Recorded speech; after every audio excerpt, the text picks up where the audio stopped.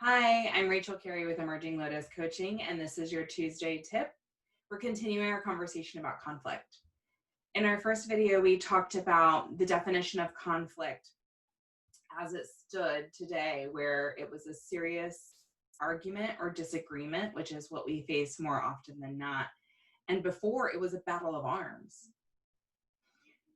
One thing that we're challenging ourselves to do as we explore conflict in this series is to look to redefine it to be an opportunity for deeper connection, stronger foundation, and more compassion, even a stronger relationship. We're doing this in the context with focusing on workplace. I come with a background of human resources and now am focused in with leadership development. So this is a way that we can create powerful presence as leaders in the workplace, is to create this shift within ourselves when facing conflict. This is something that a good number of my clients have been challenged by. And it's understandable why they might be challenged by it.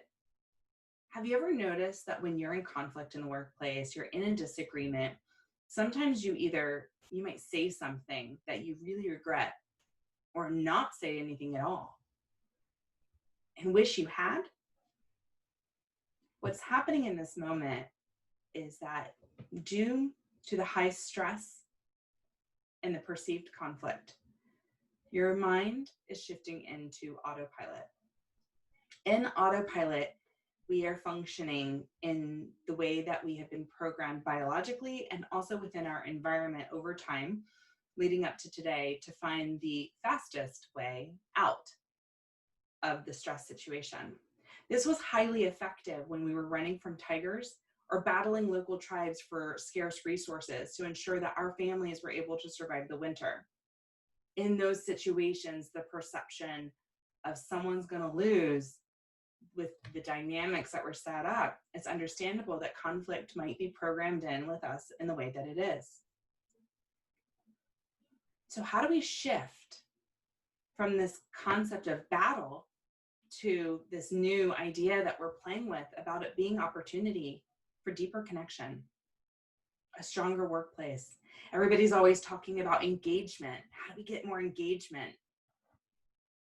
Engagement can be completely broken in those moments of conflict when we find the fast way out that doesn't necessarily align with our long-term goals for our business, our vision, our team, the relationships within the team.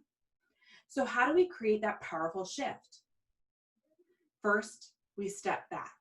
As leaders, we take a moment to become connected within ourselves. What's happening? What's happening that moment before we enter into conflict? The challenge is that in the beginning, you may not realize you're there until you're in those states and then pulling it back. But what if you could start noticing what those things are before? Perhaps your jaw gets tight. Perhaps you start noticing that tension in your shoulders. Perhaps you notice that your fists are starting to ball up. Maybe it makes you nervous. Maybe it's like tightness in your chest or throat. Perhaps it makes you want to round your shoulders over and shrink, not have to face the conflict. We all have different responses to it, but start noticing how your particular body starts to respond. And in that moment, there's a couple quick things that you can do to help send the signal through your body, not to go into autopilot, to allow you to stay in charge and in your logical center, so that instead of reacting to the situation, you can instead now choose an aligned response to your long-term goals. What are those things? Your entire life, you've heard them. Take a breath.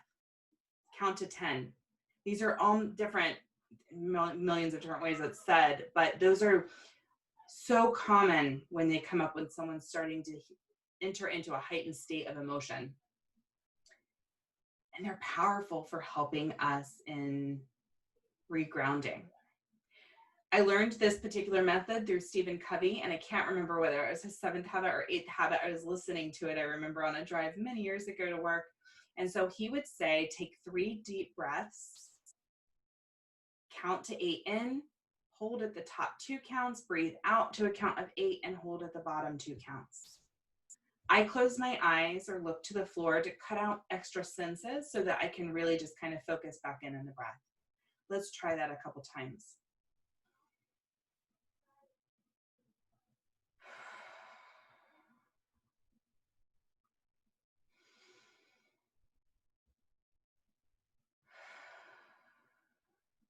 When you've done your breathing, you've connected back into your body. Our bodies, while they have this autopilot to click that gear on for reaction, we also have this really cool sensor button at the base of our lungs where we fill up our lungs. It turns that sensor on that says, we're going to find our calm state. And in our calm state, we can move through the next series of things that can help us take aligned action. So we breathe. We start observing what's happening in our body. We get curious about what it is, and we start asking ourselves, what's happening in this situation? In our last video, we talked about how noticing the emotions can help be the messenger for you. Noticing their emotions can help be a messenger.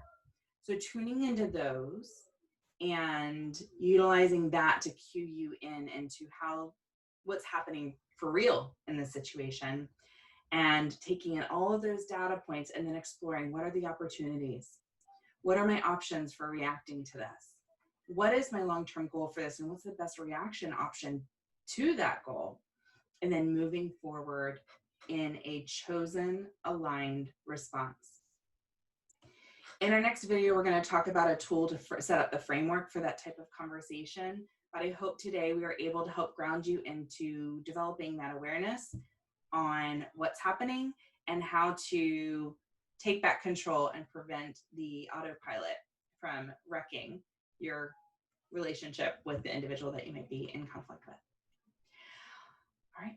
I look forward to connecting with you in the next video. See you next week.